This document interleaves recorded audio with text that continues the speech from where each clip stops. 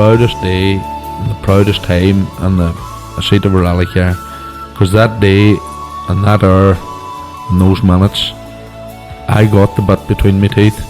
You know, I really stood up and was counted and said, this is not getting away. I remember when we pulled on our helmets and Donald says to me, what are we doing? I said, we're going for gold, Barrett. That's all was said. I can still picture that run. That was just the best run ever.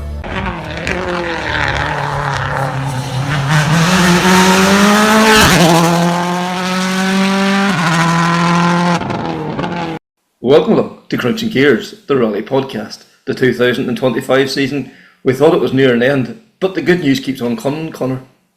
It certainly does. I know what I had written on my letter to Santa, and Santa's delivered early, I can tell you. That's for sure, yeah. Like the news coming out now that Conor Smith and Craig Rahill is going to the Junior WRC. What a fantastic coup for them, you know. We've seen how quick they were last year, and now they're going to take that up now to JWRC level.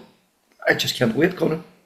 Look, it's been phenomenal. Like they went in the deep end into the ERC last year, Junior ERC, and to finish third in that championship on their first go with no or minimal international experience under the belt going there, and just absolutely phenomenal. And then not only that, a couple of other accolades, but one of those was they had a run out in the new Rally4 Lancia and give it its first international victory. So, you know, it's just incredible what they've done in such a short period of time. Yeah, and the way they've captured, you know, the mood out there as well too, you know, being crowned Rookie of the Year as well too, you know, phenomenal. And as well then also we're going to talk to Tom Howard. Tom is like a world-renowned journalist, and what he doesn't know about the WRC is not worth knowing. Yeah, in fairness, like he is one extremely knowledgeable chap, and you're right, what he doesn't know isn't worth knowing, and we'll find that out in the chat we're going to have with him. We just look back at the 2025 season, and people probably know or should know Tom from Autosport, where, you know, he's the rally editor for that publication, and also motorsport.com, as well as in a previous life he would have contributed to Motorsport News as well. Yeah, but anyway, no point in hearing from us. Let's hear from the two men of the moment, Craig and Conor. Craig, the news broke earlier today. JWRC next year, fantastic. Yeah, it's absolutely amazing. I still can't fully believe it yet. I think it'll probably properly only hit me when we're flying out to Sweden and about to start a stage in Sweden. But yeah, no, it's you know, we've always been aiming towards this and working towards this, and myself and Conor has put in a lot of hard work in the last few years, and to get this opportunity, it's a dream come true, and we're not going to waste it now. We're going to give it our best shot and give it everything we can, and can't wait to get going now in Sweden. And yeah, huge thanks to Motorsport Ireland Academy and to John and Sean and the whole background team for all their support and guidance. It's been great. Conor, you know, we spoke, you know, before we ever come on air here tonight earlier, and like you said, it was like this was stuff of dreams. Like it's just unbelievable.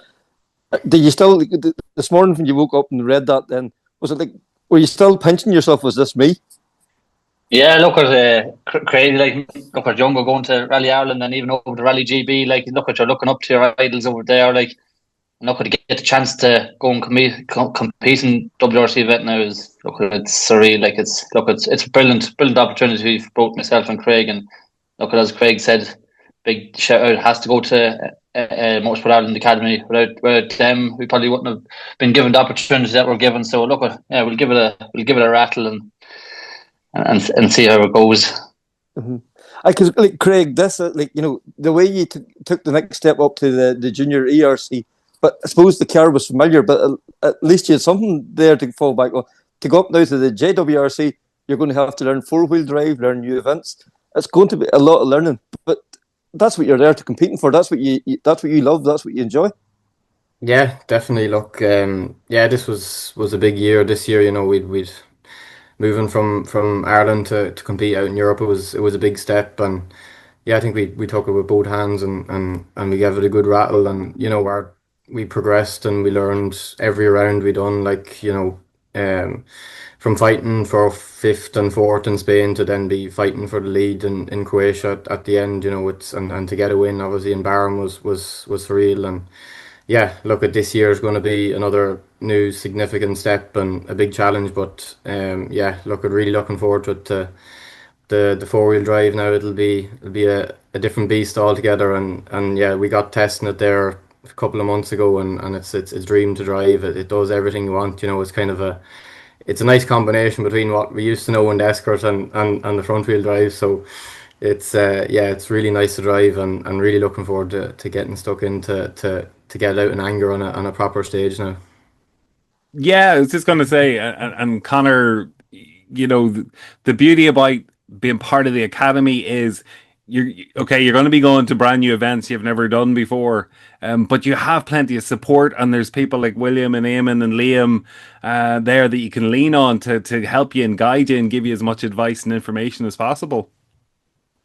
Absolutely. Like even throughout the year now, no matter what event I was at, I was able to turn to someone, and within a couple of seconds you'd have a message back, if it's through a message on WhatsApp or that, or even if it's a phone call, they'd pick up in the first ring. Like, so yeah, it's great to have such a strong Irish probably support, and even Irish crews out there competing as well. Like, it's always great to have them out there.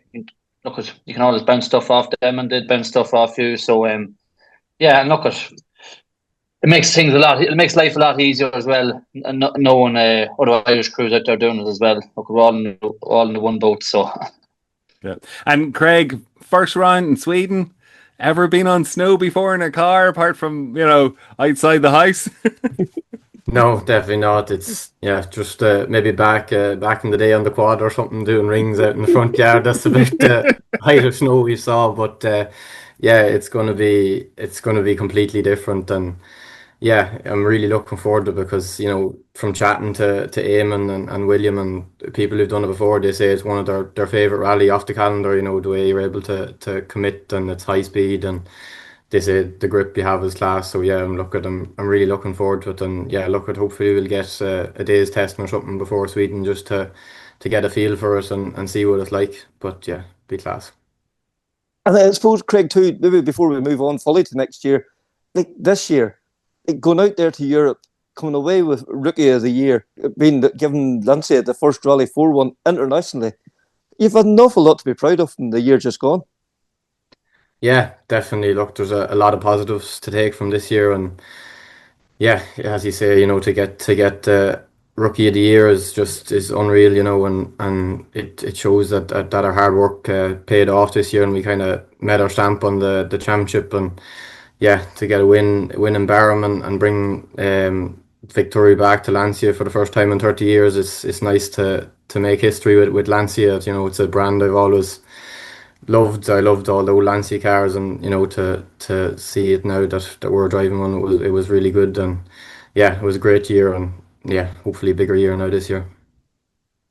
Because Conor, like I've said to you this before, like the dedication, the work that goes in behind the scenes. Like, this guy just doesn't rock up, at the weekend of the rally and jump in behind the wheel. And you as well too. There's a serious amount of work goes on, and it's nice to see it all come together. yeah, absolutely. Look, back when we first started rallying, myself and Craig used to rock up our race, and we used to get away with it. But since then, now look at the amount of work that we both put in before we even fly over to a country to compete is crazy, and not many people knows or sees what goes on behind the scenes. And look, at the work we put in has definitely paid off, and the results have shown that as well. So look, just have to keep grinding and keep putting in the work, and hopefully the results continue to come. Because Conor, it's all this information and the stuff that the MIA Academy is providing to you that makes it easier to adapt to these unusual situations and different countries and different cultures. Yeah, absolutely. Look at, like, for example, when you're going out there and you're going to do recce, like when you're at home in Ireland, you just rock up and you kind of rock out to any stage, and you're not really too time restricted in terms of wrecking stages over in Ireland. Where when you're abroad, it's a very look at, you're under pressure time wise. So like having recce schedules done out and other schedules and plans done out for each day and each thing is vital. Like, otherwise you'd be completely lost and that. But yeah, no, in fairness, they've prepped us well when we first joined the academy 2 years ago, and look, we're learning each year, and we're bringing new stuff with us to each event as well. So yeah. Just going to say, obviously it's quite tricky as well. You spend a lot of time away and it's hard getting that balance. You need an understanding employer to help you. Yeah, look, thankfully work this year now have been quite lenient. Look, there's a few questions that have been asked at the start, but once they got the gist of what we were doing, look, they were appreciative of what we were doing for Motorsport Ireland and the academy. So yeah, look, a big thanks to them, and even look, a big thanks to the family and the girlfriend as well. Like, look, it's not easy being away outside the country for so long throughout the year. So yeah, Craig, it isn't just the two of you guys. This is a whole effort.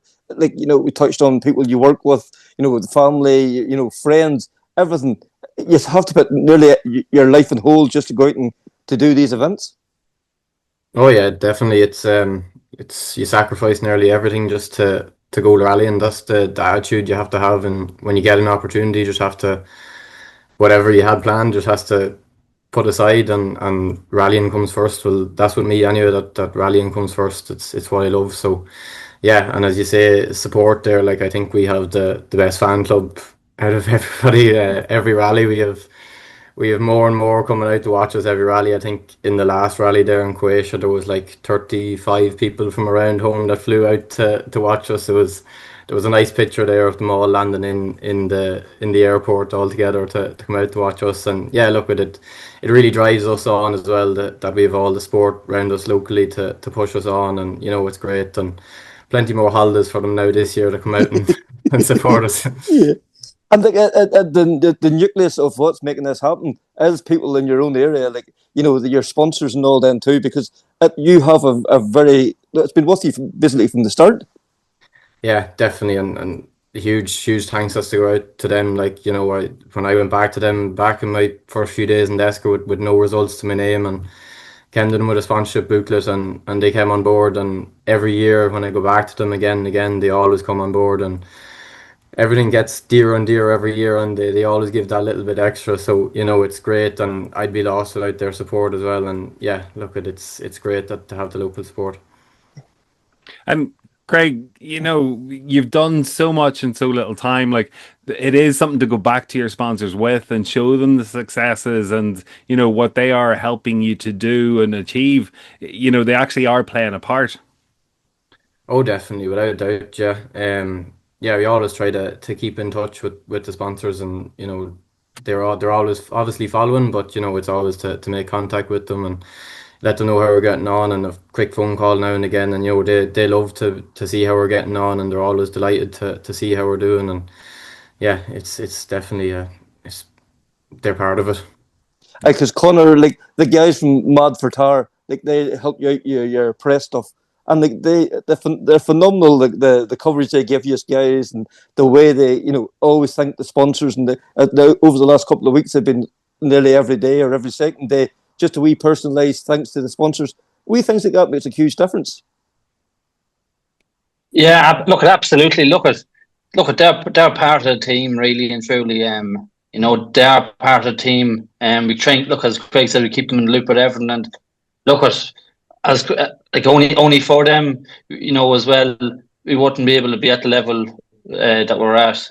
Look at the generosity of them all is brilliant, and it's great to have such a good, strong relationship with so many businesses in the locality. Like, I think it's really good to see. I don't think many other counties or that or crews would have such a loyal supporters and sponsors. So I think we're very lucky.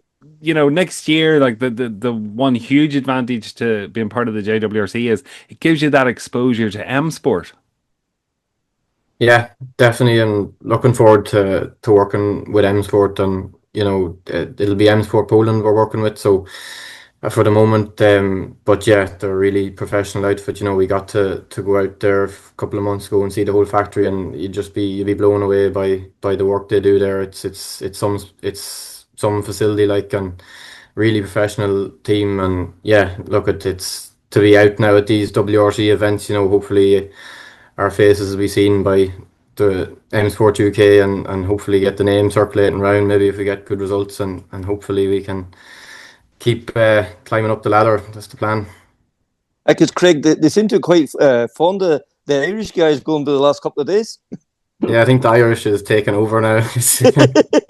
Yeah, I suppose it's as you say, the news the last few days there on Tuesday. It's crazy to see that, you know, 2 Irish drivers now in the top team, top of the rally, and it's really motivates us younger crews and all that there is a pathway there to get to the top if we really put in the work and get the results. And yeah, as you see then from all the J1000 interest and everything, you know, there's rallying in Ireland at the moment now has really taken off because of the pathway there that John Coyne and the Academy has provided. And yeah, it's great and hope to keep going.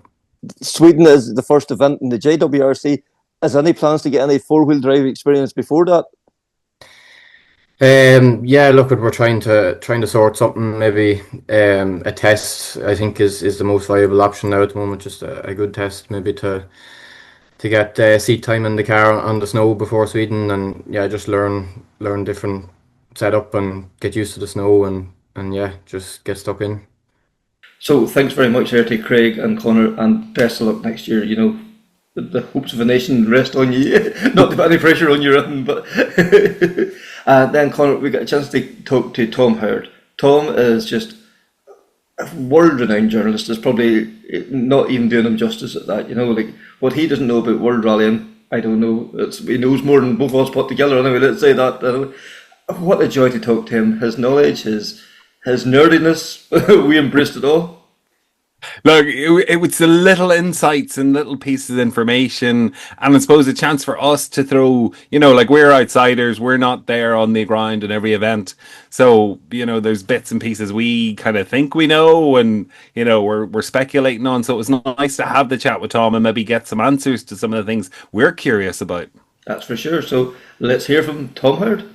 Yeah, thanks for having me on board. I'm very excited to be back on a podcast again. More about that later, but for now, I suppose what the idea of having you on, we're going to look back at the 2025 WRC season and then probably look forward to 2026. What can we say about 2025? Loads of drama, loads to talk about. Whenever the championship goes down to the final stage on the final event, there's been something done right anyway, hasn't there? It's been an incredible season, hasn't it? Like, it really has. I mean, certainly at the start of the year, you probably wouldn't have had Sebastian Ogier down as the champion, even though he did have a fight, you know, in 2024 with Thierry Neuville, didn't come out his side. But certainly that was not expected. A 3-way fight going down to the wire. I don't think anyone could have predicted that. So it's been a hell of a year and plenty of talking points, as I'm sure we're going to go delve into. That's for sure, yeah. And like, you know, as you say, like, now we have 2 9-time world champions. Like, I'm old enough to remember, like, whenever somebody won the championship 4 times, it was a big deal. To win it 9 times, it's still even get my head around it. One guy has done it. Now the fact that 2 have done it is just unbelievable. It is extraordinary, isn't it? And I think we perhaps take Sebastian Ogier for granted sometimes. It's like we just think, oh, he's just brilliant, but you don't appreciate just how good he is. But I think this year you really have to appreciate just the skill of the man. And obviously don't forget Vincent Londet in that as well, his co-driver. What they produced this year in the 11 events they did was extraordinary, absolutely extraordinary. You only have to look at the average point score, the fact that he only was off the podium once. Even the statement for me that really stood out was in Saudi Arabia, where he actually said he thinks this might have been his best ever season, which is a hell of a statement to make when you consider what he's achieved. And you have to say it probably is. If you in the context, it probably is the best ever season he's had. Yeah, because like you know, it's not fair to say is he the GOAT yet, but like he's on it in 4 different manufacturers across such a range of years. Like, to be taking on these young guys and still beating them, like, he's the wrong side of 40 at this stage, and it's just incredible what he's done and what he continues to do. Yeah, I completely agree. I think if I did actually write a piece, but I think he probably edges it for me now in the GOAT, the Battle of the Goats, if you want to call it that. But I think as Juha Kankinen said, winning it with 4 manufacturers, I think that does put you slightly maybe a hair's width ahead of Sebastian Loeb, maybe. But again, both of them are absolute superstars, aren't they? And we should really be lauding what they've produced over the years. Yeah, because like this is something to celebrate in our sport. Like, yeah, you know, like you could say, oh, it's boring, you know, because the same guy won all the time, but it's not. We're being privileged to see brilliance in the flesh, and we'll be looking back in 50 years, or well, I'll not be, but some people will, thinking, oh my God, what a time to be in the life. Yeah, absolutely. And again, I don't think we give Sebastian Ogier enough credit. I think it's just one of those things where we just expect him to perform all the time, so it becomes a norm. But this year, for me, some of the things that he produced were just jaw-dropping. Like, you know, for example, even in Paraguay when the rain came down, and he was so angry about winning a rally but not getting all those Sunday points, and he, you know, didn't even get out of the car to celebrate. And you're like, you know, some people would take that as arrogance and sort of petulance, but that for me just shows you how much of a performer, a winner he is. Is that the desire to win? He's just such a performer. It's incredible to watch. And Tom, you mentioned the points, and do we think we've actually got it, or the WRC have got it right now? You know, this year there's been no issue. Nobody talked about the points. Nobody talked about coasting on a Saturday afternoon. Everybody seemed to battle and genuinely battle for the Sunday points. Is it sorted? Is that it, done and dusted and put to bed? Is this the solution? Absolutely, I completely agree. I think you can't say that the Super Sundays were boring this year, can you? Like, they were all entertaining. There was plenty of battles on the line.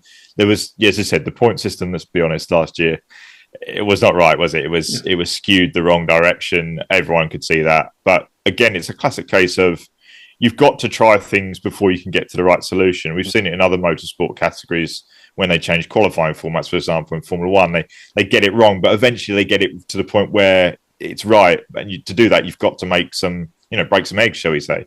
And I think now we have actually got it right to the point where Super Sunday is box office now. You can't. It's appointment to view television. You cannot miss any of it because it has such an element on the actual result, let alone the championship as well. You can't really not miss it. And I think as a product, that is a really good thing to market. And then we'll probably get onto this, but Super Sunday for me is the best way to get a new audience into the WRC to watch the rally because it's quite a simple format to understand. It's maybe 4 stages. There's a winner at the end of it, and there's a winner for the day, for example. So if you're new to the sport, this is the perfect vehicle, I think, to showcase the most spectacular elements of it and try and grab a new audience. And Tom, going to put you on the spot slightly here.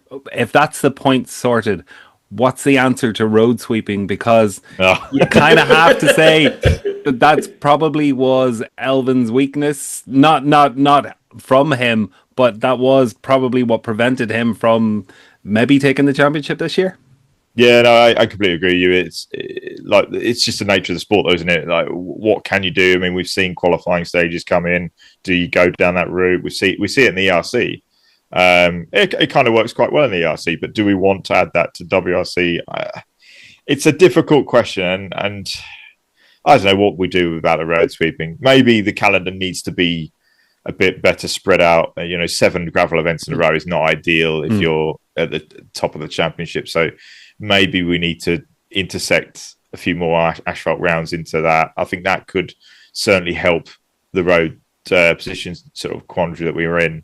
But I don't really know what the answer is, to be honest with you. It's a difficult question to answer. But do you completely radically change the sport? Because this is what the sport has always been about. This is one of the elements of it, sort of.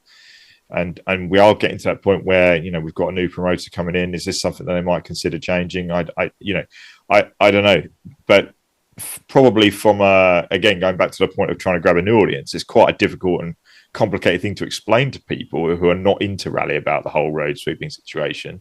Even when I'm sort of working in a newsroom that covers other motorsport categories, I have to explain it to them. So if they don't know, then how can anyone who's not into rally know about it? So maybe there is a question that needs to be looked at again. I'm sure Sebastian Ogier would be quite keen if there was some sort of change to the rules. But no, you make a good point. It's a difficult one to answer, but maybe there is a solution out there.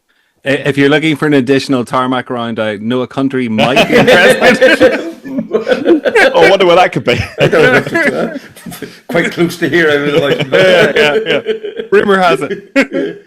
And you mentioned there Elfyn Evans. Like, your heart has to go out to him. Yeah. He was the quickest guy to adapt to the new tyres. The non-hybrid car. He really seemed to find his groove early in the season, and then road position, and all our guys then finally catching up. It would even be unfair to say it fell apart for him, because it didn't. He was just Elfyn, very consistent, very controlled. Yeah, extraordinary performance from him this year, and I think it's underrated what he's done. I think it's probably his best season. He's had WRC. I think you look at the consistency. Didn't finish out the top 6. Only driver to do that, and that's how you win championships. Like, being that sort of consistent. Unfortunately, he's gone up against one of the greatest of all time, and that's 3 times now he's lost to him in a title race. But you have to think that if this had been any other era, we're talking about Elfyn's been a world champion. It's just the fact that he's coming up against, one of the greatest of all time, and it's just such a shame for him. I really feel sorry for Elfyn in a way, because he really has performed to a level which I think is the highest he's ever been. He's been really, really impressive this year. I think, for me, the Sweden performance, when he lost the lead to Taka and then gained back straight away, I think the Elfyn of old might not have done that, but this year Elfyn was a different sort of class, and he had this sort of extra gear that he could go into. But you're right, when it got to the point of the season where he was in the lead of the championship in the gravel rounds, that's where he tailed off a bit. And you have to look at it, like, to not finish outside the top 6, even when road sweeping, that's still a hell of an achievement. Yeah. When you look at the results, and as you said, I just think if it's a season without Ogier, he's a world champion, isn't he? So and he's maybe not streets ahead, but he's well ahead of the next. So that's this. That's the frightening thing about it. As you say, he is just at the right man at the wrong time. Yeah, absolutely. I think that the one of those moments where you can see just how close Ogier and Evans is now to Ogier was in Rally Japan, that power stage where I think it was split by 0.09, was it, of a second or something ridiculous. And even Seb said after that rally that was the hardest he's been pushed by Elfyn. So you can see that Elfyn is getting better and closing that gap. He just needs one more push. I think when we spoke to him after Saudi, he felt that he wasn't quite ruthless enough in some areas of the season. And when you look at it, he lost the championship by 4 points, which, if he maybe was just had that tad more killer instinct, it could have easily gone the other way. Mm-hmm. So maybe that's an area for him to look at for next year. But I honestly do think he's got the ingredients. He will be a world champion at some point. I do believe that. It's just, I love the way his preparation. He prepares. The way he prepares for a rally is extraordinary. Like, the level of detail and work that he puts in behind the scenes that not many people see. And again, that's another thing that we really need to sort of highlight to a wider audience. It's just the level of work that goes in that doesn't happen on the cameras. He really is quite extraordinary with the level of video work that he does. Even to the point, I think, when we spoke to Seb Ogier, he was like, I can't do as much video work as Elfyn. And that's a hell of a sacrifice that Elfyn does every rally that goes unnoticed. So he's a really hard worker, and I hope one day that we do see him as a world champion. Yeah, and it has never seemed to affect him. He's still Elfyn Evans that was back in the BRC, 10 years ago, whatever. Now, he's never seemed to have lost touch with where he come from, and he just goes, as you say, fully focused on the rally. He doesn't seem to get, he doesn't get his head turned by all the glitz and the glamour at all.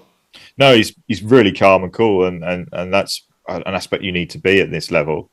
Some people might sort of find him a bit sort of, I don't know, he's not sort of, he doesn't say outlandish things a lot, but I like him for that. I think he as you said, he's a down to earth guy, and the sport needs all types of characters, and he feels that sort of people's champion type of character. And as I said, you're right. I think we all hope over here that one day he will be world champion. For sure. And you talked about like world champions, and unfortunately this year we're going to lose two going into 2026. Out Tyne and Kelly is stepping away from the sport. The sport is in a year of transition. is there a bad time? Is there a good time to lose people? It's probably for now the new generation of cars. Hopefully, the new generation of drivers is coming now in the next year or so as well.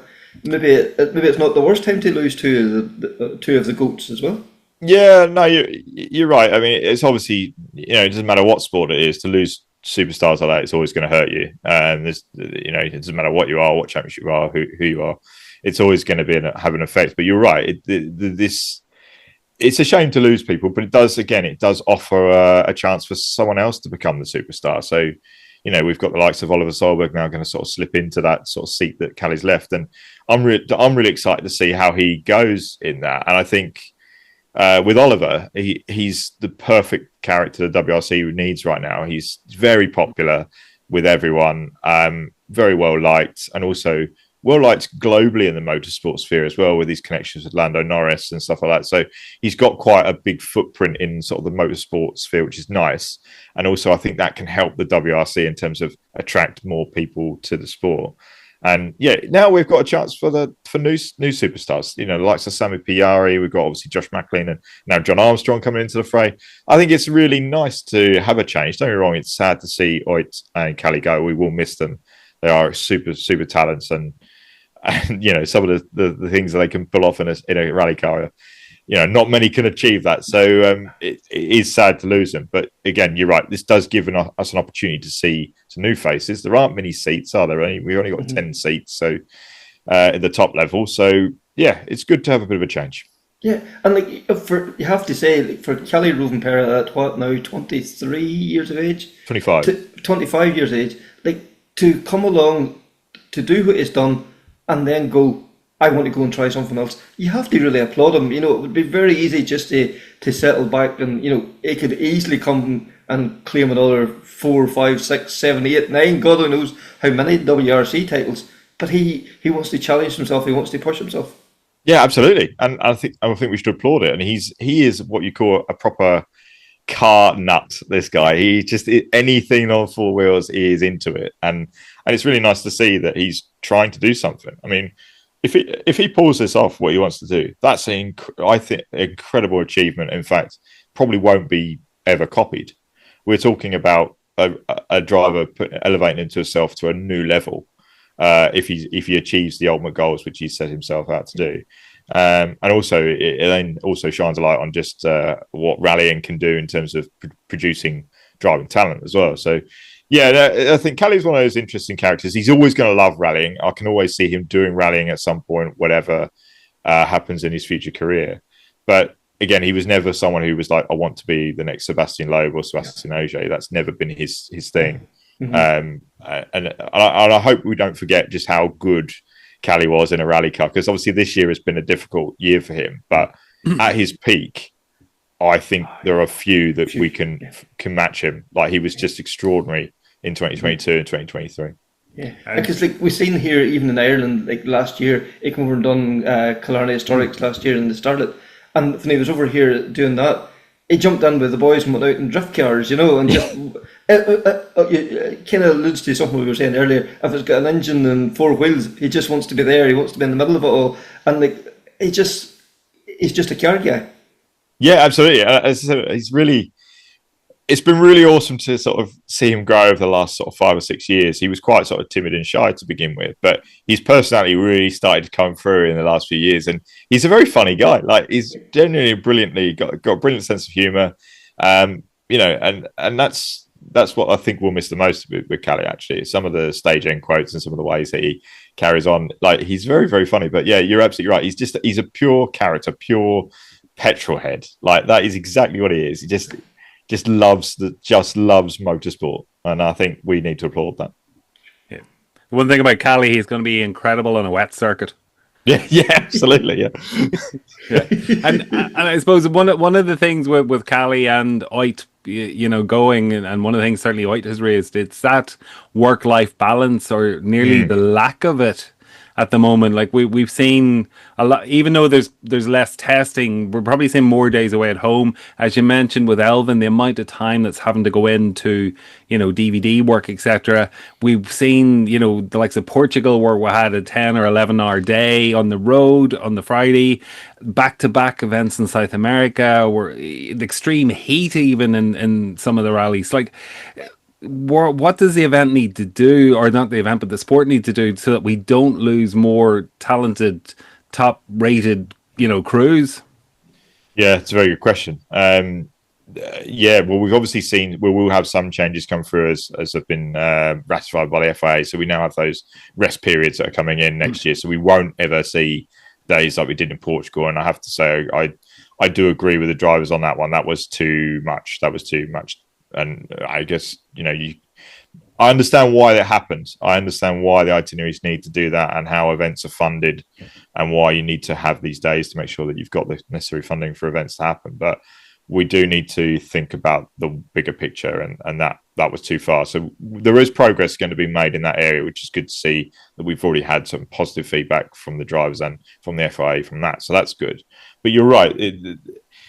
You say less testing, but actually, in some regards, because of the testing restriction, they're doing more national rallies to cover up that sort of loss of testing. So actually, you can understand why they are so tired and they don't have much of a break, because if you're not testing or you're doing a national rally as well, then you don't have a lot of time. So I totally get that. And it's, as I said, this isn't like circuit racing where you turn up on a Thursday and you leave on a Sunday. The rally's a week, isn't it? Like, you turn up on a Monday, do your recce. Like, it's a full on exercise, and it's a different motorsport to other motorsport categories. So people will say, "Oh, there's only 14 events in the WRC calendar," and what they're complaining about. But you need to think about just how much time and effort is going in just to do those 14 events. So, yeah, we need to be careful, and we need to think about the product, and we need to think about that going forward.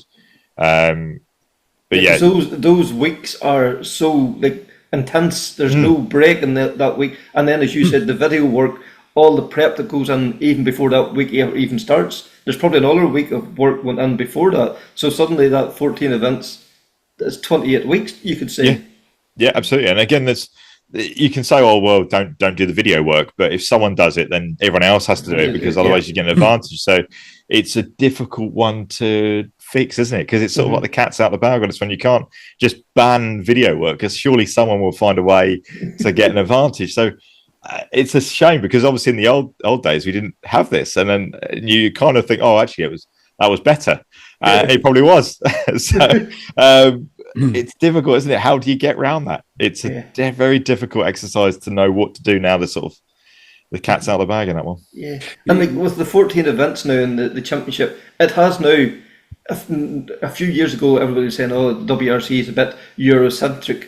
It has really started now to spread its wings, and it's we can classify it now as a world championship, really. And the new events, Saudi and South America, Japan, now and back again now in the last couple of years. I think they're all have the workings of great events. Yeah, I think obviously we had that COVID period where the calendar sort of went very Eurocentric for those reasons, really, because of the sort of the COVID pandemic and all that difficulty there. But you're right, now we have a proper global calendar, and I think with the addition of the likes of Paraguay, Canary Islands, and Saudi Arabia this year, we have now got all conditions covered, because we now have a desert rally. We've got snow, we've got gravel, we've got fast gravel, slow gravel, rough gravel, we've got tarmac. It's all there. Like it's all the pieces of the jigsaw are there. You could argue now it's probably the most perfect calendar in terms of conditions and different challenges that people go through that we have. Yes, I would like to see things like Rally GB get back in there, and obviously Ireland as well. But some more traditional type events that that are crying out for that area to be sort of serviced in a way. And again, Ireland even more so now with the likes of you've got 2 crews in Rally 1, so we need to have an Irish event, don't we?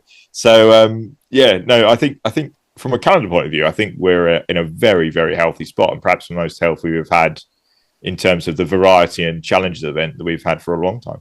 Yeah, I know a lot of people are saying, "Oh, Saudi, it's not fitting for the last round of the championship." Or whatever.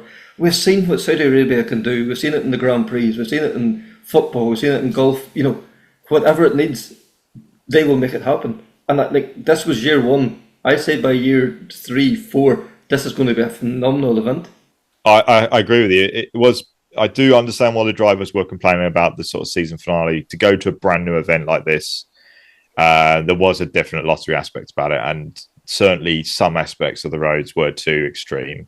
But that's all stuff that can be fixed, and the FIA have also sort of acknowledged that this is an area. Perhaps if we change a couple of the real extreme areas, particularly that stage on the Friday night where we had a hell of a lot of punctures.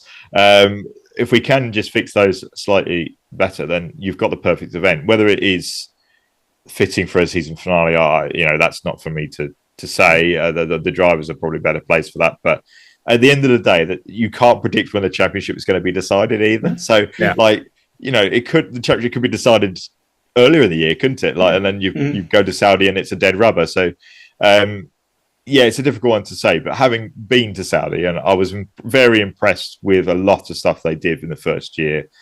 Service part was very, very nicely done. And again, it will get better once the word of mouth gets out there and more fans attend. For me, I'd like to see them use the Grand Prix circuit for a special stage. I think that would be quite cool. And then again, that's another tool to try and get perhaps some Formula One fans to try watching rally for a change or something like that, just to give them a point of difference or a point of familiarity to go with. There's stuff like that. But I was very lucky to go out to the stages on one of the mornings, and they are extraordinary, absolutely extraordinary, to the point where you're like, there's nothing like this else anywhere in the world, or what the WRC goes to. So from that point, it ticked many boxes in terms of the spectacle and the imagery was superb. Yeah, because look what the one they forced all the other rounds in the in the Formula One calendar to raise their game. We think of the fireworks, we think of the spectacular. There's no doubt in my mind they will push this. They will make it maybe not the best, but up there as one of the events that you want to go to. Absolutely, and just from a pure sort of selfish point of view, like from a media side, I can give you an example of why it was impressive. Like, for example, the media centre and media facilities that we had in Saudi, I would argue was the best of the year. There was clearly a lot of money was spent on all the sort of infrastructure and stuff like that, and it was really, really impressive, I have to say. So, clearly, you're right, they are spending a lot of money on this. It's a 10-year deal, so it'll only get better as an event. And yeah, certainly from what I saw in terms of a first year and the expenditure, this event's got a bright future. And I suppose that takes us a little bit. We mentioned about new events and surfaces and a change of surfaces. Hankook, this was their first year really at this level. They have been supplying the ERC before, but to step up and supply Rally 1, what's your verdict? How do you think that went? I don't think it was too bad compared to other years where we've had other manufacturers heavily slated. Yeah, I think it's one of those ones where you have to remember that being a tyre manufacturer in motorsport is a thankless task, because it's one of the hardest jobs in motorsport, because no one's ever going to praise your tyres, but they're always going to slate them when they go wrong. And so it's one of those ones where you can't really win as a tyre manufacturer.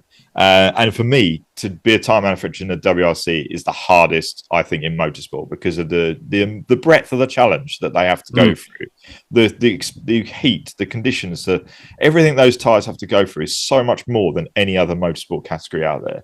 So for me, it's a really, really tough job, and one I certainly don't envy Hankook having to do for the first time. But I think overall, I have to say, I think we have to be quite happy with what they've done in the first year, because it certainly could have been a lot worse than what it was, and to some respects there were some areas where they were really excelled.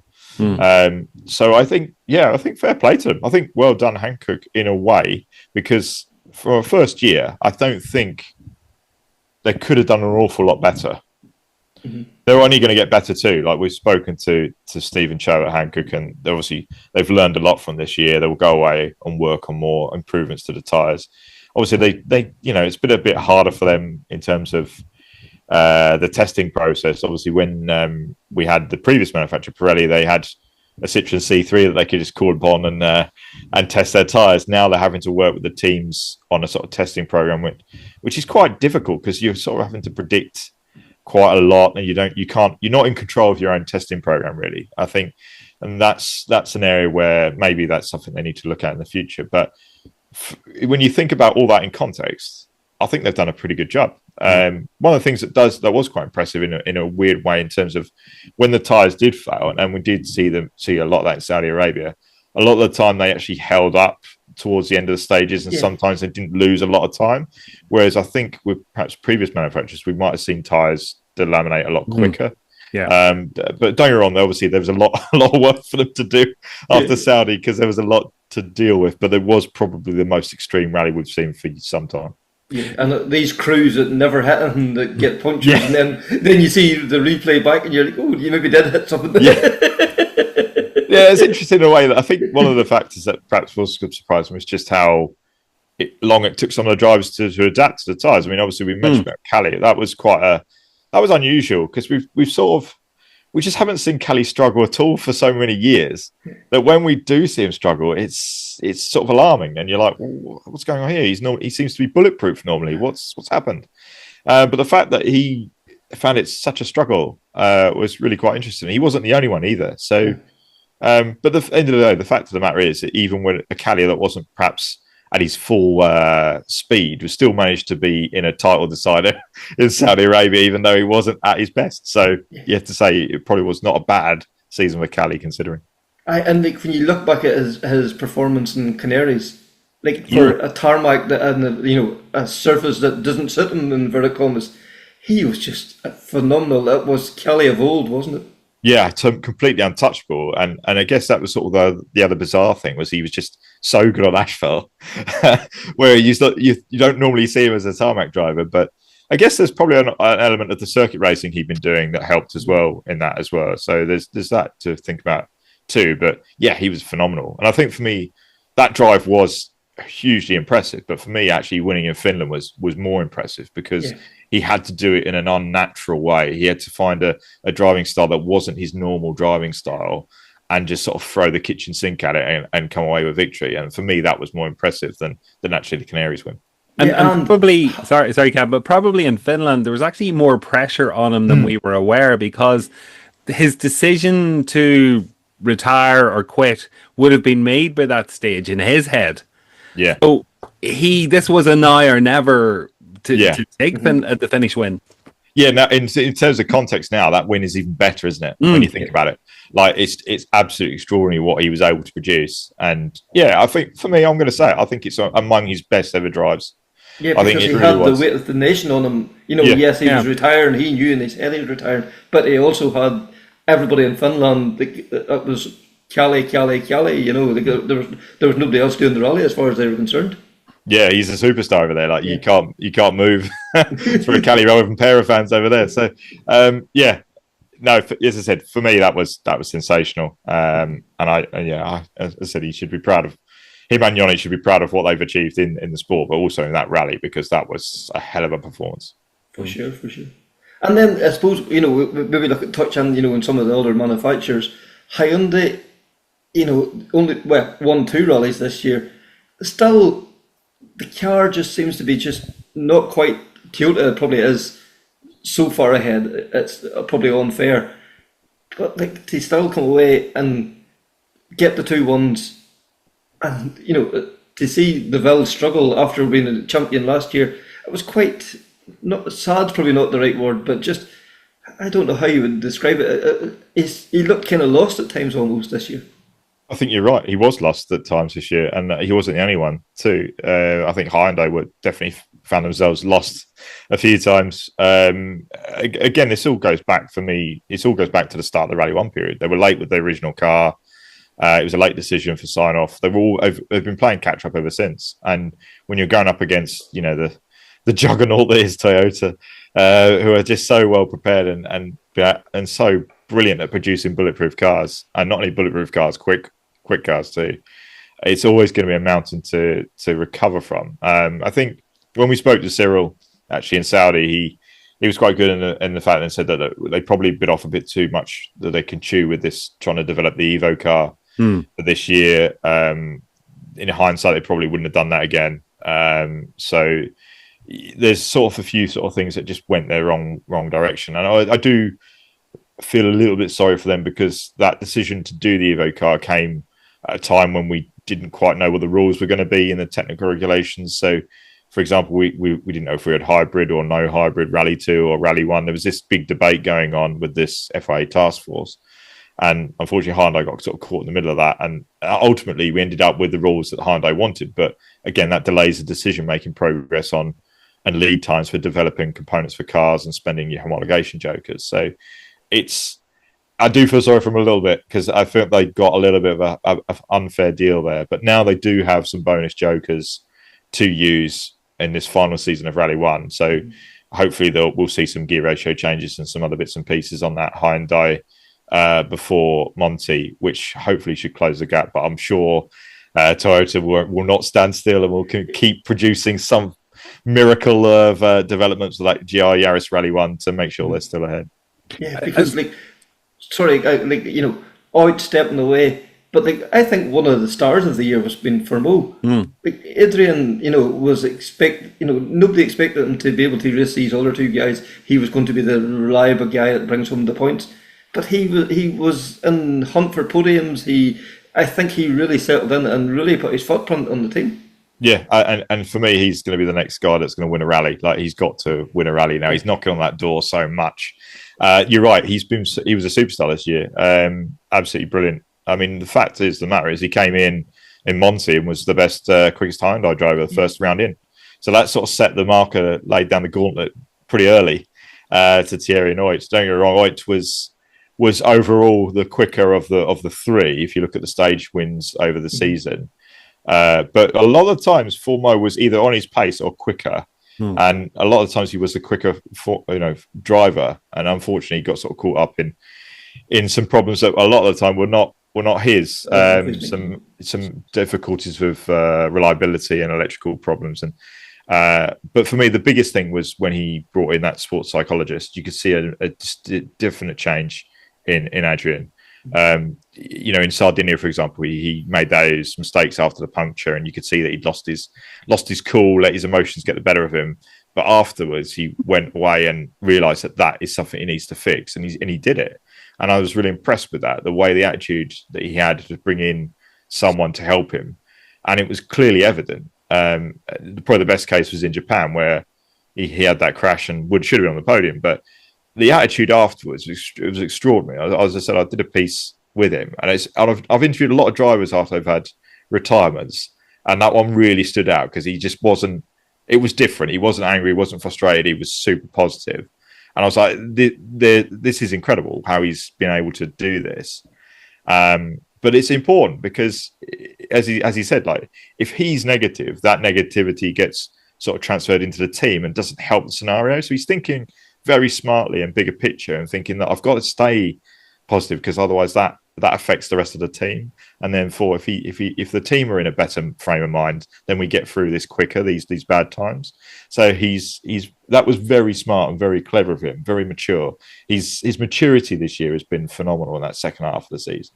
I suppose, Tom, and again, there's probably a little bit of a curveball one, but again, looking at the Hyundai, for years we were told that car initially was built and developed around Thierry Neuville, and then Tanak joined the team, and things were skewed more to his preferences for his car. But we saw Craig Breen jump in, and we've seen now Adrian Formo jump in, and more or less instantly achieve something with a car that the two long-term drivers you seem to struggle with. Again, and I don't know what the answer is. Is that psychological? Is it just they're just new to the team and maybe don't see the issues? I don't know what your thoughts are.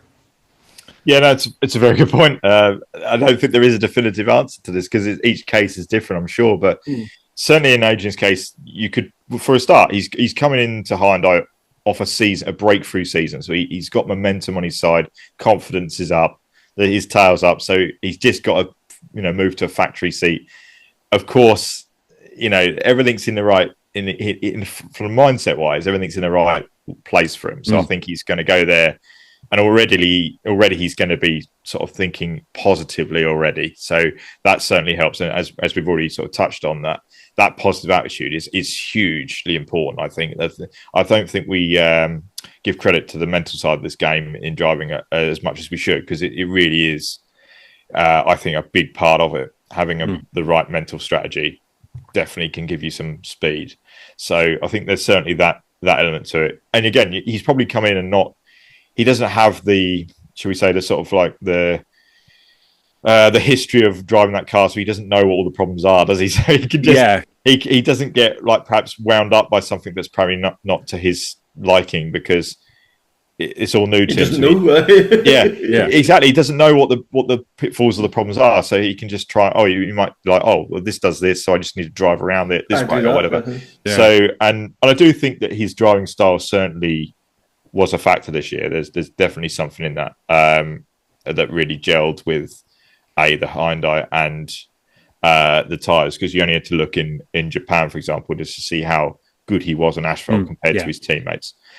So he clearly had found something in his driving ability and driving style. So yeah, it's a wonderful question. I wish I was more intelligent to give you a proper answer, but yeah, my gut feeling is I think it's down to sort of attitude really, and just being on, having the momentum and that sort of coming into a new scenario and wanting to impress and all that sort of stuff. All those things combined, I think, certainly helps. Yeah. And next year we see, the Hyundai are going to revert back to, 3 drivers for 1 car. And I don't know. I thought with Adrian this year, you had maybe the fact of continuous seat time and letting him develop and get more in, develop himself as a driver this year. But with sharing the car, okay, look, there's the advantage that they're going to get from road position, but is that all we're going to see from Hyundai? Is it just, safe point scoring and can Esapeka or Danny or Hayden do more than that? I don't think that's what they've been told to do. I think their pure target for them is to come in, score points, and just support Adrian and Thierry. Don't really sort of get in their way in a sort of crude way of describing it. I think it's quite clear from the decision to take those drivers that it's all about just banking points. You could have gone down a road of going for a younger driver. For example, like Martin Sess, for example, he's on the market, isn't he? He could have been an option for them, but again, it's a gamble. And also it's a decision that obviously we don't know if Hyundai's future in the sport. If you're not going to be there in 2027, or you're having a sabbatical or whatever plans are, then it doesn't make sense, does it, to invest in a younger talent? You need to invest in proven talent that are going to get you points if the worst case scenario is you're only going to do another season. I don't think that is the case. I think we will see them at some shape or form in 27, but at this point in time, we don't know, do we? They haven't made that decision. So if you're looking at it on a pure sort of, if I'm the Hyundai boss and I know that I've definitely got 1 season of Rally 1 left, then I probably would go down the experienced driver route to get as many points as possible. Having said that, interesting curveball going with Hayden Paddon, who hasn't driven a Rally 1 car yet in a WRC rally. So that'll be interesting to see how he copes with that. But again, a proven sort of driver in terms of knowing how to get points. We've seen how good he is in the ERC in the last 2 years, winning back-to-back titles there. So we know what he can do in machinery, and he's a very sensible driver. I think he'll be okay. As I said, and also with EP and Danny Sordo. Certainly, Danny Sordo is probably the safest pair of hands out there, isn't he? In terms of trying to get your points. So I think, given the situation that Hyundai in, it's probably the best call. Again, I could be completely wrong, and it could be a disaster. But who knows? But I think if it was me, that's probably what I would have done in the scenario. And for Oit to step away, what a legacy he's going to have. He's stepping away at the top of his game. I just think, again, as we kind of said about Kelly earlier, very brave. He's made it very clear that he wants to spend time with his family. and it's the right decision for him at this time. Why do something that you're not, you feel you can't give 100%? And I would say that I don't know the man, but just seeing the way he comes across in interviews, he's one of those people. If he's not giving something 100%, he would rather not be there at all. Yeah, you're absolutely correct. That is, you've hit the nail on the head. He doesn't feel like there will be a package that will next year that will give him the chance to win. So yeah, he's a sort of win or at this point in his career, he needs to be able to challenge, doesn't he? We're talking about he's 38. We're getting, I know Seb has gone and won titles at 42, but you are going towards the end of your career, so you're going to want the best chances to have. And I think hats off to him for making the decision. Like, it's clear that he does want to spend more time with his family, and that's a very, very, very nice thing to do. Obviously, it's a lot of sacrifices, we've said earlier in this podcast, go in, and if you've got a young family, I can imagine it must be very difficult. Missing birthdays and those sort of key moments, as even with Seb said at the end of Saudi that he doesn't want to be doing rallying when there's school holidays, because he wants to spend time with his son. So yeah, it does take its toll, and we've spoken about the level of work that goes in. It's a lot. So yeah, we are going to miss it. As I said, he's a superstar, one of the best drivers we've seen for a long time. But I hope. I think again this year we've seen a different out as well. He seems more relaxed around the service area, and you mentioned earlier about Kelly. We've seen the fun side of Voigt. Like seen his interactions there a few times with our own Josh McErlean. He seems to be a very warm and funny guy too. Doesn't always show that maybe on whenever he's been interviewed. Yeah, no, that's true. It's true, and I guess like the problem is with obviously with the stage and interviews is you just get the pure emotion, don't you? So if he's not happy, he's gonna show it. But we want to see that because that's pure and true emotion. So we can't not have that. But yeah, you're absolutely right. Outside of the sort of cauldron of heat of competition, he is quite funny, and you can have some quite funny jokes with him. And you're right, he's a different sort of guy. Yeah, as I said, it's going to be interesting. As I said, I hope we see him back. I don't think this is the last of it. We made that quite clear in his statement that this isn't a goodbye. It's just a little break and a chance to reset. And I think he'll come back very strong indeed. And the two that we covered kind of earlier, we talked about Seb and Elfyn, but Takamoto again this year with their own Aaron Johnson on board. Some brilliance and then some disappointments, but I think that's always going to be the way with Taka. Another guy that wears his heart on his sleeve, and there's no hiding places with him. What's there is there with him. Yeah, as I said, I think Taka is probably one of the most. Taka and Aaron are probably the most likable crew in the service part. Everyone wants them to win because they're so well liked, and even within the drivers as well, they're hugely. If there was a driver's driver award each year, I'm sure Taka would win it. All the drivers would vote for him because they just really enjoy his company. Yeah, it's been an interesting year for him. There's definitely been some steps in forward, but also some steps backwards as well, which is a shame. And it's so frustrating. It must be frustrating for him because he clearly there's speed there, isn't there? Like clearly he's got something, but he just hasn't found an event where he can string it all together to the best of his ability. And I'm sure when he does that, he will win a rally. He was so close in Sweden, and that was an opportunity there. Yeah, it was a bit of an interesting year, but I do think in the context of things, I think it was a positive year overall for him. I think he did.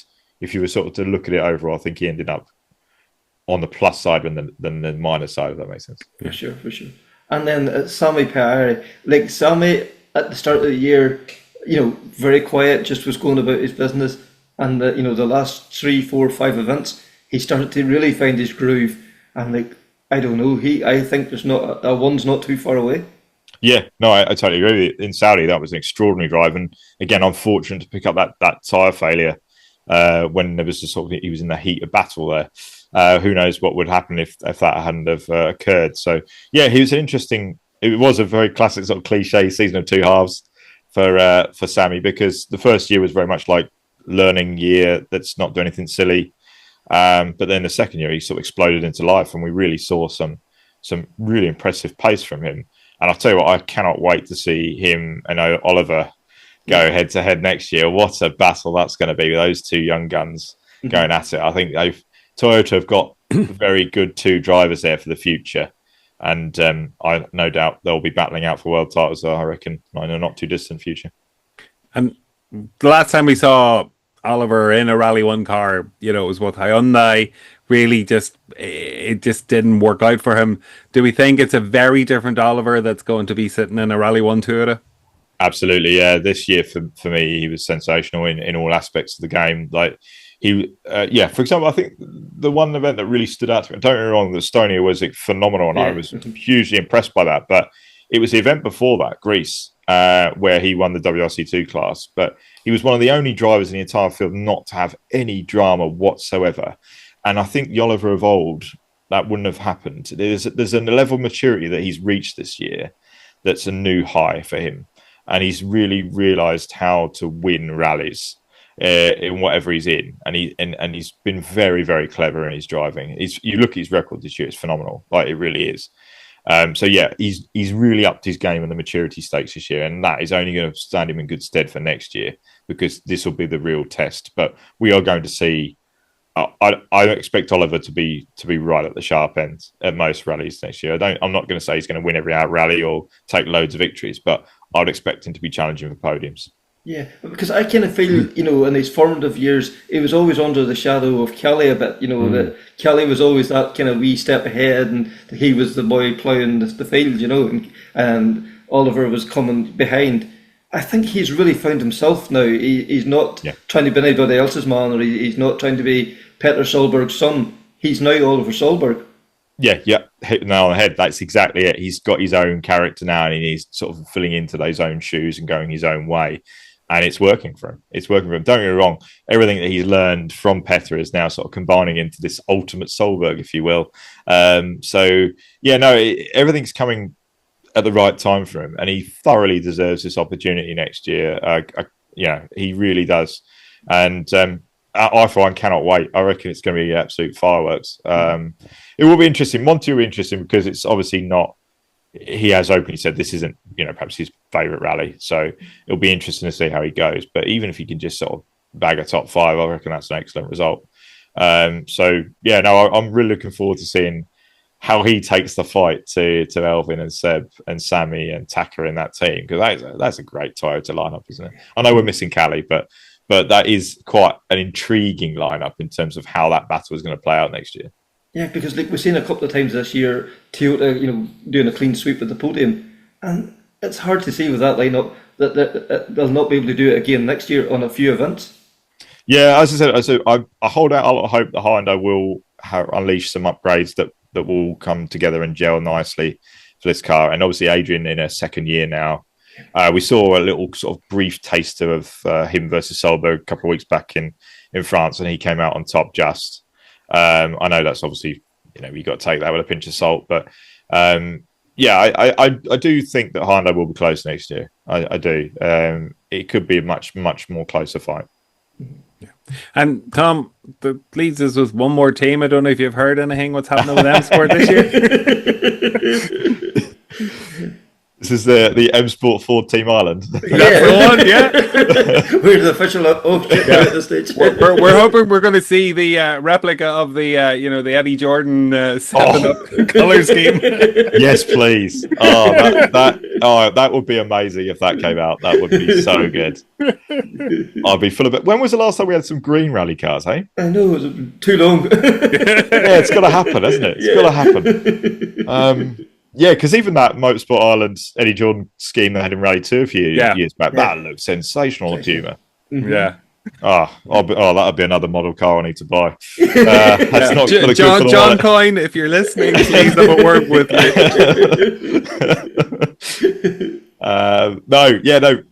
Super exciting for M Sport, isn't it? Actually had a good chat with Rich just after the announcement. Rich Millen just after the announcement of John and Josh, and it's really exciting to see, isn't it? To see these two. John's had such an impressive year in ERC, real breakthrough moment for him, winning in Ceredigion and Croatia. But for me, the result in Bahrain was probably even more impressive because he was going up against the king, and he was anyone who sort of was I think we're close to him. Yeah. So hell of a season for John, and what a story when you think about it. Like the way he's come through, the sort of the esports side of it, the whole computer game side as well, and yeah, and the many times he got knocked down and got back up again, come back stronger every time, hasn't he? It's been phenomenal. So pleased for him. He's such a nice guy, super character. I'm really, really looking forward to seeing what he can do next year. And he's obviously got great momentum going into 2026, and then obviously Josh as well. After a really decent, let's be honest, it was a really decent maiden season in Rally 1. It's not an easy job to jump from Rally 2 to Rally 1 like this. And he was, at times quicker than Greg Wright, who'd already had a season under his belt. So I think Josh deserves a lot of credit for what he's achieved this year, and thoroughly deserves this second season. And now we've got this Team Ireland scenario, which is really quite cool thing to go into next year. I'm really looking forward to it. Yeah. The thing about John Armstrong amazes me is when you look at his career, how little seat time John has actually had to get to where he is and produce the results. And as you say, that Bahrain result was the amazing one, because we got to remember as well, Jan Kopecky was in the Skoda. He developed the flipping car. It's like, it's not just that he's knowledgeable and an expert on his home event, but also he knew that car inside out and helped to get that car to where it is.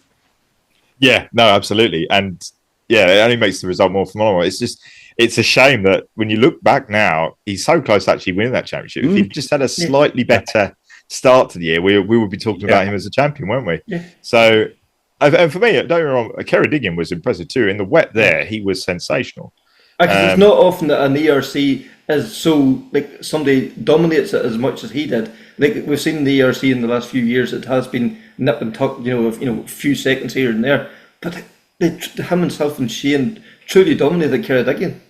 Yeah, absolutely. And I think they got 2 victories, didn't they? But the actual champion didn't get any victories, if I'm right. Yeah, and John was they were the only crew that won more than one round as well.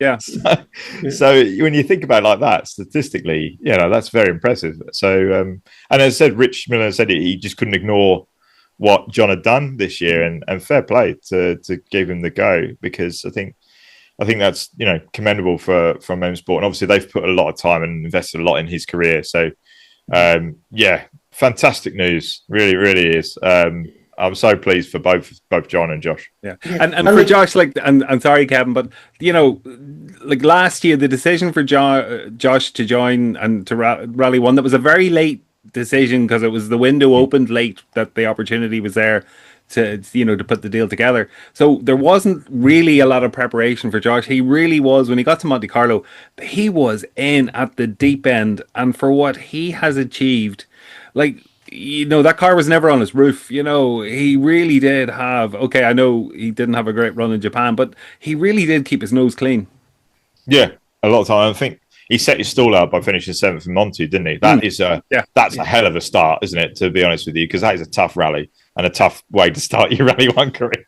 And he's come in there and delivered a result. But yeah, no, he's been very, very clever this year.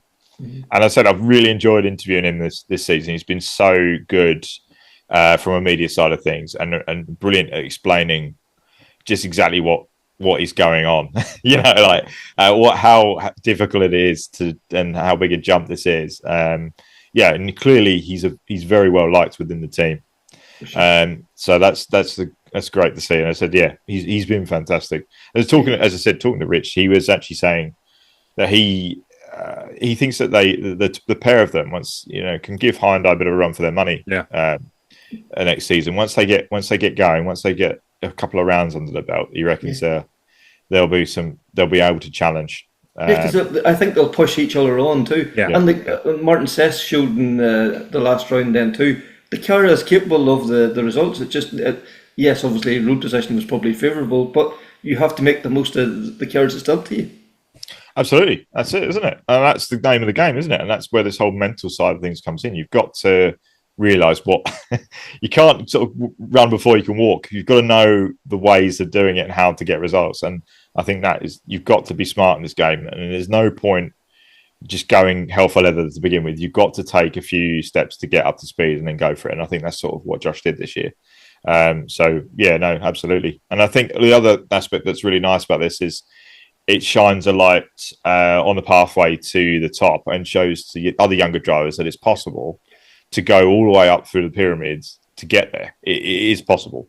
And also for Ireland, it must be huge in terms of now showing the light to the next wave of Irish drivers coming through that this is all possible.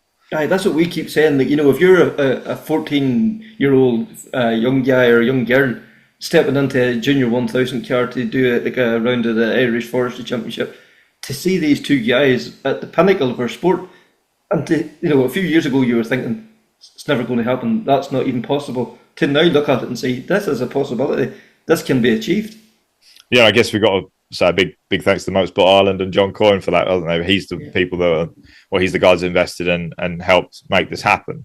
This doesn't just happen by magic, does it? It's a lot of hard work and a lot of money that goes into this. So yeah, fair play to that. But yeah, you're absolutely right. This is huge, and now the final piece of the jigsaw is to get the round on the WRC. Yeah. That's it now. Once you've got that, then you've got the sort of holy grail, and we should be expecting more Irish drivers to come through. For sure, yeah. And like, you know, you're talking about, you know, new calendars and one thing, you know, like hopefully there's going to be a new promoter on board now very soon as well too. Yeah, the promoter was in place, done a fantastic job. Sometimes maybe fresh eyes will, you know, there's always new ways, different ways of doing things. But like the point scoring, you have to try it. You have to break eggs to make an omelette. Yeah, absolutely. Yeah, obviously we've got a new promoter coming. It's going to be interesting what they want to do, what the vision is, who it is. Obviously, we're getting very close now. Hopefully, we might have something before Christmas. Touch words, but I don't know. We'll see. But yeah, it's a change would be good, I think, to some degree. There's definitely scope to make some improvements, but that's not to say that the current promoter did things completely wrong. There was definitely things they did correct, other things that could improve, but that's like with anything, isn't it? So yeah, it's going to be interesting. I think we shouldn't get too excited about like wild wholesale changes in the first year. I can't see that happening. I think we've got to be patient. We've got to let the new owners come in, see what the situation is, and then they'll work on which areas they need to focus their attention on first. I think we will see probably more changes in 27 than we will next year. So I think we've got to be patient. We can't just think, oh, new promoters coming in, it's all going to change and everything's going to be fantastic and shining and everything. I think we've got to be a bit more realistic about how that's going to unfold. But yeah, don't get me wrong, there's low-hanging fruit to be had. There's lots of things that are already sort of partially underway that perhaps need a bit more finessing and more investment. And once that comes in, those things will play out how they were seen to begin with. So yeah, no, it should be exciting times. I think what's more exciting is the fact that in this whole process, this whole sale process, the amount of interest that there has been in purchasing this WRC, it surprised me how many people were sniffing around, should we say.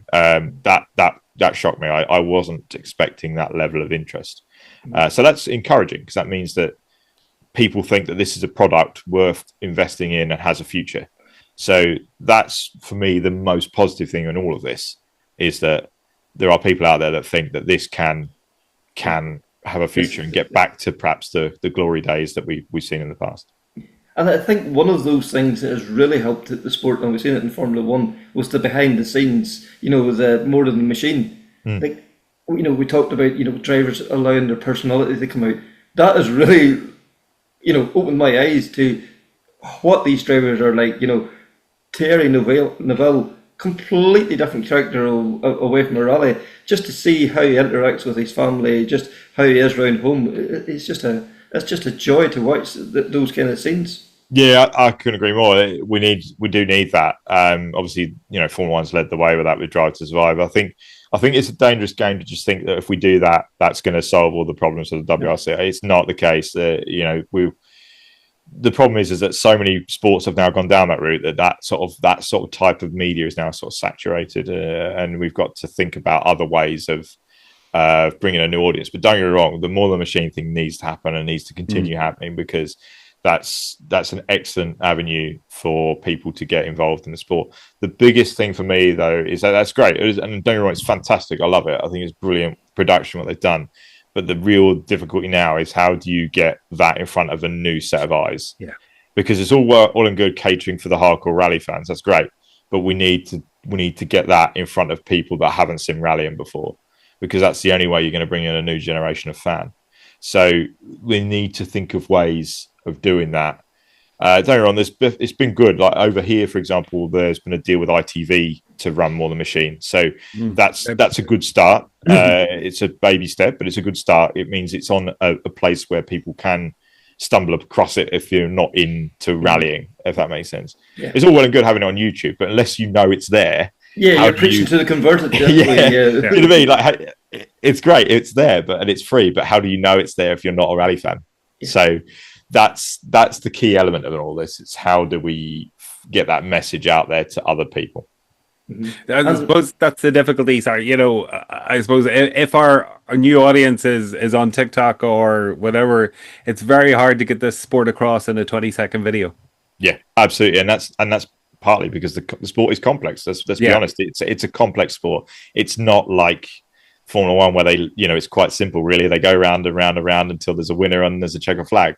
This is not like that, but there's so much more to it than any other motorsport category. And the product that you don't need to, as well as I do, the product's incredible, but it's getting that explained to people that haven't seen it before is the real challenge. And whoever can get that sort of golden ticket is worth a lot of money, because it's not easy. It's not an easy prospect to be able to do that. And that's why I like the Super Sunday format, because that is sort of like rallying simplified. It's your entry level to someone that's never watched it before. And I think for me, if I was in charge, so to speak, there's got to be a way of getting that out to people in a better way than currently. And I understand that there are TV deals in place and there's lots of money and changes hands, and I totally get that. And there's lots of things that perhaps can't happen, but we need to find a way of getting Super Sunday out to more eyeballs, I think. Yeah. And, even too, that, we are a sport that is probably ideal for the 20-second clip because of the dramatic nature, the jumps, the water splashes, the slides or whatever. We have all that can be condensed into grab me, look at this, what we've got here kind of thing as well. I mean, it's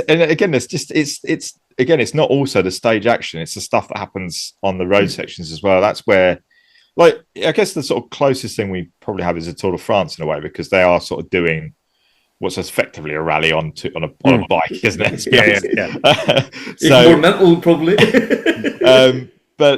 But for me, like, again, a classic case, Esa-Pekka Lappi when he in Rally Finland a couple of years back in Toyota, where he rolled the car and they damaged the radiator, and he's running to a lake to fill a bottle of water to then run back to the car to fill up the radiator with the water, and then driving through to the finish with goggles on without a windscreen. Like, you can't write this stuff. This is absolute gold. Yeah. And you won't see that in any other sport. There's not anything out there that can do that. And it's about getting those stories across, isn't it? Because I think if you see that stage end, you're hooked. Yeah, and that stage interview, the rawness of that, like, we keep saying that we're blessed here in Ireland, we get that at so many events, but like, that is something you don't get in any other sport. You don't get that raw emotion, that bubble up or eruption of emotion. No, you're absolutely right, and that's it, isn't it? And we've got that's the job for the new promoter to work out, isn't it? Try and I'm going to pass the buck on that one. Yeah, but it's all about how do we get that out there to more eyeballs, isn't it? That's the case, isn't it? Because let's be honest, Formula One's been super successful, but if you look at the product, it's not that great, is it? like they've made something that isn't super entertaining really popular, but we've got a case of a problem where we've got a product that's super entertaining, but it's not as popular as it should be. So it's the other way around, isn't it? So we've got to try and work out a way to even up that balance. Yeah. And then, Tom, I suppose then to start wrapping things up then too, like, your voice will be familiar to a lot of people. You had a podcast of your own and you're hoping to revive it now in 2026. Yeah, no, gravel notes. Hopefully, touch wood, we'll be back.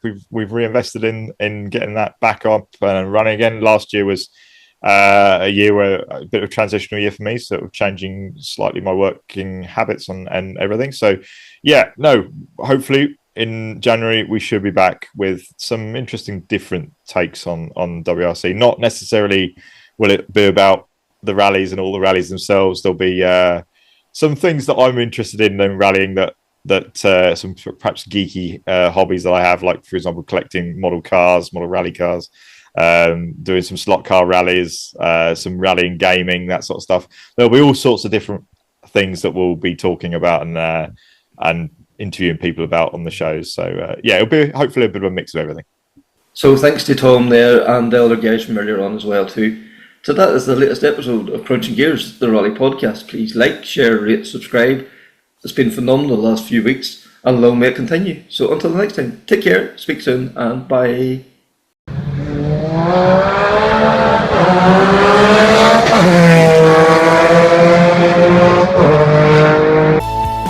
That's the proudest day and the proudest time in the seat of a rally car, because that day and that hour and those minutes, I got the bit between my teeth.